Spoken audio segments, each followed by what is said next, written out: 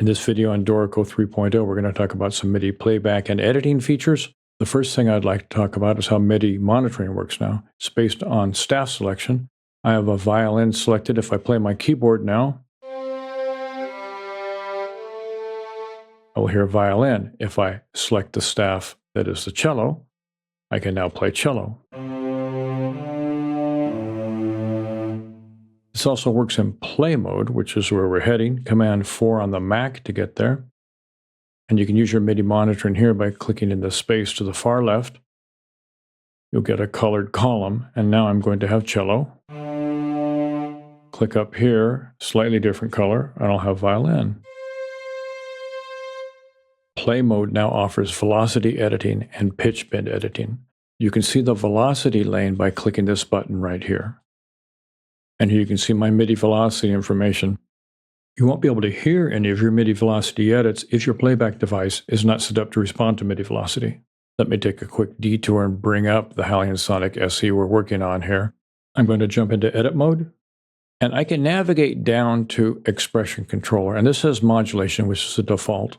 I can move this to velocity, and now it will respond to velocity. You'll need to do that on every instrument you'd like to have respond, and this one has already been done. Again, default is modulation CC1. You can set it to velocity. I'm going to close this out. And if I play this now, you'll hear all the notes be quite even. Let me select a note for a starting point and hit play.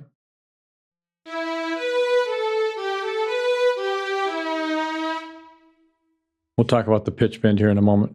So that's with the MIDI velocity being consistent. This is simply one note at a time. If you'd like to do a group of notes, you can make a selection. And you can modify them here. Let me type in a value. And click out of it to get out of it. Now everything's at MIDI velocity 100. You can also use your up and down arrows to achieve a value. You also have available the pencil or draw tool up here. And we can get something perhaps like that. And you have the line tool as well. So if we play this back, we should hear a crescendo.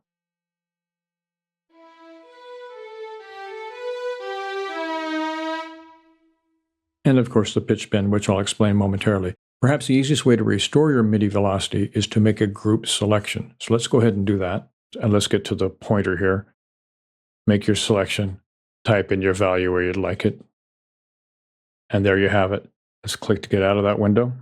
So we have our MIDI velocity button, and immediately next to it we have our MIDI CC button. And we have a menu here, and now added to it is pitch bend. So if you select that, you can see your pitch bend, and you can see this little drop in the pitch I've already created. So pitch bend is one of those continuous controller values that dead center is neutral. So this is the pitch in tune. If we want to flatten the pitch, we'd create some kind of point below it. If we'd like to raise the pitch, create something above it. So we can now visually see what happens here as well as hear it. If you'd like to create your own points, you'd use the draw tool or the line tool. And we are actually quantizing to our values here, which here are eighth notes. And let me zoom in a little more here so you can see better. So quarter note, eighth note, quarter note. So we have an eighth note value, and that's based on your setting down here. We go to 16th notes, for example, if we wanted finer resolution, quarter notes if we wanted coarser resolution. Let's leave it on eighth notes. And we can take our pencil tool and draw something. And it really doesn't matter where we go. It's only snapping to the quantization value we've set. We can do the line tool and create a line. And we can erase this with the eraser tool. And basically reset it. You cannot erase MIDI velocity. It's actually attached to the note. You'd have to delete the note itself to get rid of your MIDI velocity. Okay, let's take a look at another feature called the independent voice playback. Back to write mode. And you can see here I've done my violin as a divisi. One part of the section is playing this B, and another part of the section is an octave higher with a tremolo going from the B up a half step to the C. In previous versions of Dorico, you couldn't get the articulations to be expressed. This would all be done through the same instrument and therefore sharing the same articulation or playback technique. Let's go into play mode again. And we've got some choices now. First of all, you need to pay attention to the flow you're in. I'm in flow 1. And what we're going to do, you can assign either to the specific flow you're in, or by default, it's going to be set for all flows. What we want to do is enable all voices. I'm going to open up this player again, and I'm going to show you what's going to happen. Dorico is actually going to add another violin instrument here. So let me go ahead and turn on all voices, and then we get a menu to choose what to edit. You can go to voice 1 or voice 2. Let's select voice 1, and now we can bring the player up. And you can see it's added another instrument down here. And it'll continue to add instruments throughout all the slots you have available, and if necessary, it'll bring up another instance of the player as well. So now it's assigning different articulations to these respective instruments. Let's go ahead and take a look at how it works. So I'm going to go back to write mode. And let's just play it from right here and listen.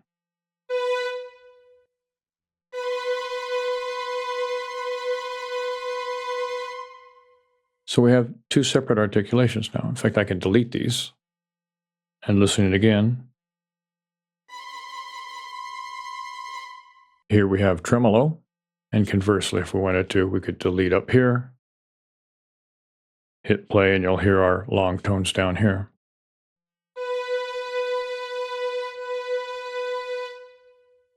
So a very nice feature in Dorico. Let's explore a little bit more of it in play mode and talk about what's going on here.